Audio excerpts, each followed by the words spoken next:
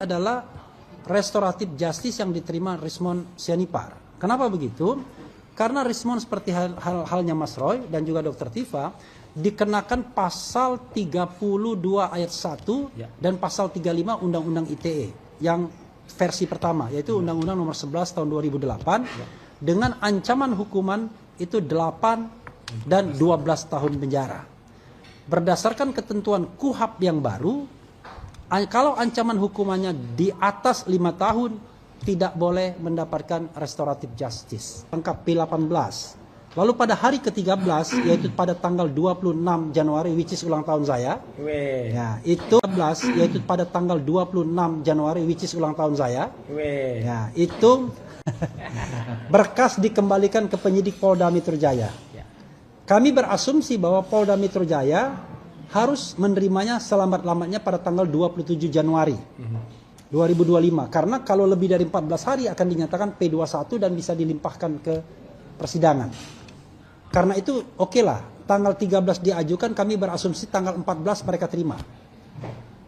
Maka dari tanggal 14 sampai dari tanggal dari tanggal 14, dari tanggal 27 ya, sampai hari ini, ya, tanggal 21 April, di mana mereka belum menerima berkas perkaranya, itu lampaunya waktu itu sudah 2 bulan lebih. Hitung sendiri.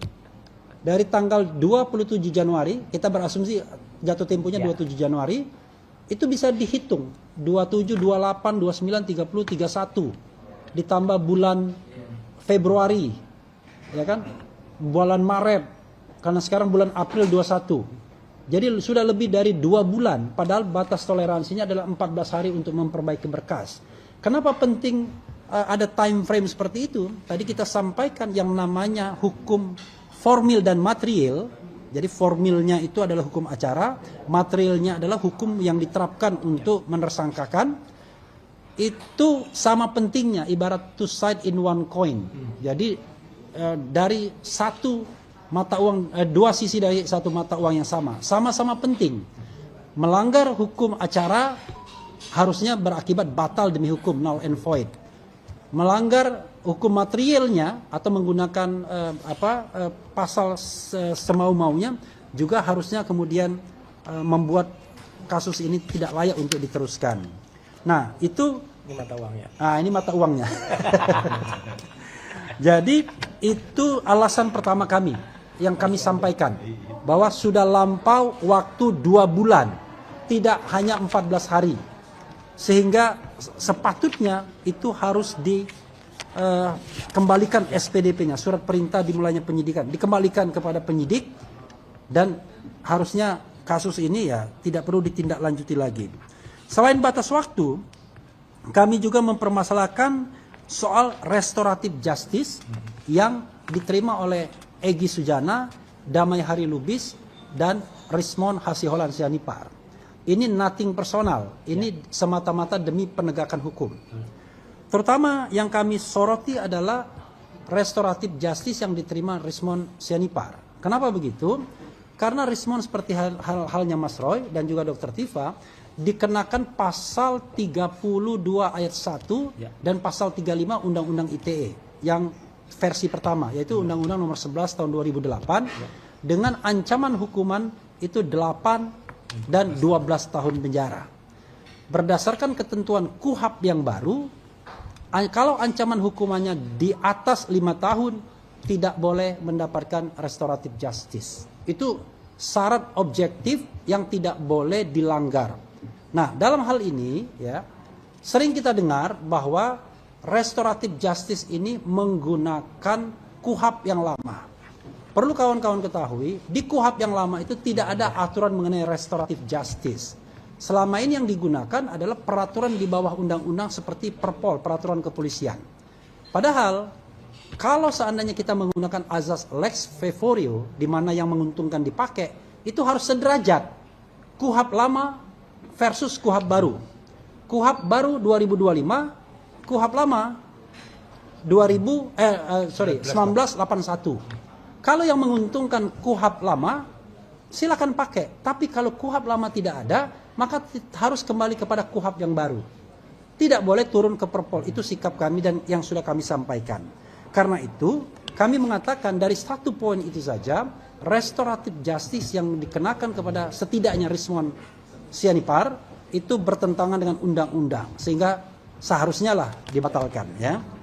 Kemudian, kami juga tiga, mempermasalahkan penerapan prinsip good governance dan clean government dalam penegakan hukum pidana.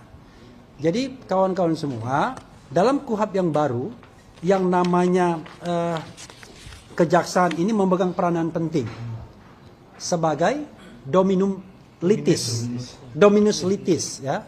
Jadi mereka memegang bola sekarang ini, dan penegakan hukum sekarang ini memang bergantung pada kejaksaan. Karena itu kita meminta kejaksaan tinggi melihat ini sesuatu yang objektif. Salah satu good governance dan clean government yang kami ajukan, tata kelola pemerintahan yang baik, adalah berlakunya Undang-Undang 30 tahun 2014 tentang administrasi pemerintahan. Di mana salah satu pasal yang bisa kita acu adalah pasal mengenai diskresi atau discretional power. Kan selama ini sering dikatakan juga oleh penasihat Kapolri bahwa praktek yang melampaui 14 hari itu udah biasa katanya. Ya kan? Udah biasa lewat 14 hari pengembalian berkas itu. Maka berdasarkan Undang-Undang Administrasi Pemerintahan, kalau itu dikatakan sebuah diskresi kebijakan, maka diskresi atau kebijakan itu tidak boleh bertentangan dengan undang-undang. Jadi kalau diskresi atau kebijakan itu bertentangan dengan undang-undang, maka itu batal demi hukum seharusnya. Nah, dalam konteks ini, kalau ada praktek selama ini 14 hari itu dianggap sudah biasa, bahkan ada yang katanya 1 tahun, bukan berarti benar. Makanya kami menuntut kebenaran dengan diterapkannya undang-undang secara benar. Baik undang-undang KUHP, lama dan baru, maupun undang-undang administrasi pemerintahan. Itu alasan yang ketiga. Alasan keempat, jadi kawan-kawan semua, di Pengadilan Negeri Jakarta Pusat, itu ada gugatan citizen lawsuit yang sekarang sudah berproses, mulai dari pendaftaran 17 Maret yang lalu, dan kemudian sudah memasuki tahap persidangan di Jakarta Selatan. Ini disampaikan oleh 9 jenderal purnawirawan, kemudian 6 kolonel, dan 2 warga sipil biasa. Mereka mempermasalahkan soal manajemen perkara yang diduga ada penyelundupan hukumnya.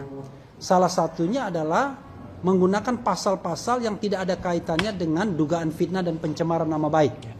Kita tahu bahwa Mas Roy, Dr. Tifa dikenakan salah satunya ditersangkakan dengan pasal 310 dan 311 KUHP mengenai pencemaran nama baik dan fitnah, yang kemudian berubah menjadi pasal 433 dan 434. Dan kemudian juga pasal Undang-Undang ITE yang kaitannya dengan pencemaran nama baik dan juga fitnah.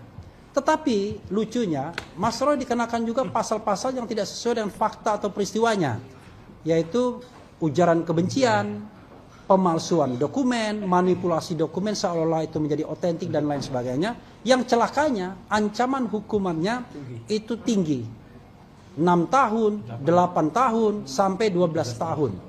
Dan ini biasa dalam praktik untuk bargaining position agar kemudian sewaktu-waktu bisa ditahan. Nah, dengan adanya gugatan citizen lawsuit ini, kami berharap bahwa proses di kejaksaan setidak-tidaknya harus ditunda sampai kemudian ada putusan yang berkekuatan hukum tetap. Karena kalau gugatan ini dikabulkan, maka seharusnya lah proses penyidikan harus diulang dan tidak boleh lagi menggunakan pasal-pasal yang kita duga sebagai penyelundupan hukum. Ya. Tapi kalau soal proses penyidikan harus diulang, nanti mungkin Mas Didit yang banyak terlibat dari citizen lawsuit itu akan lebih menambahkan. Ya. Kemudian yang kelima adalah, kawan-kawan semua, from the beginning, dari awal, yang namanya proses penyelidikan dan penyidikan yang dilakukan oleh Polda Metro Jaya itu sudah bertentangan dengan Undang-Undang tentang Perlindungan Saksi dan Korban, Undang-Undang 31 tahun 2014. Kami sampaikan juga tadi kepada pihak jaksa peneliti pada Kejaksaan Tinggi DKI Jakarta. Kenapa begitu? Karena pasal 10 undang-undang itu kurang lebih mengatakan yang namanya pelapor, korban, saksi atau saksi korban itu tidak boleh digugat baik secara perdata maupun pidana atas laporan atau kesaksian yang sudah akan sedang diberikannya. Jadi baik past tense, present, ya, maupun future. Dan Mas Roy, Dr. Tifa itu sudah diminta dan diterima sebagai saksi yang akan diajukan oleh tim pembela ulama atau TPUA yang melakukan atau mengajukan mengajukan bahwa ada laporan tentang tindak pidana yang dilakukan oleh mantan Presiden Jokowi, yaitu pemalsuan dokumen yang disampaikan pada tanggal 9 Desember 2024. Tetapi belum lagi itu selesai prosesnya, tiba-tiba Polda Metro Jaya sudah memproses pengaduan Jokowi. Padahal itu masalah belum selesai, baru dinyatakan selesai pada tanggal 22 Mei.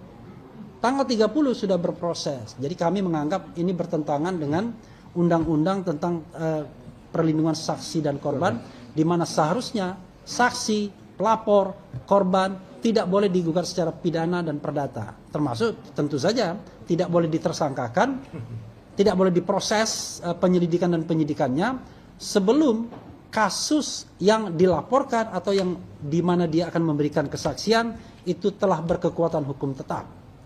Atau setidak-tidaknya sudah dihentikan. Ini belum dihentikan, mereka sudah diproses untuk dijadikan tersangka pada tanggal 7 November, beberapa bulan setelah pengaduan dari pihak Pak Jokowi.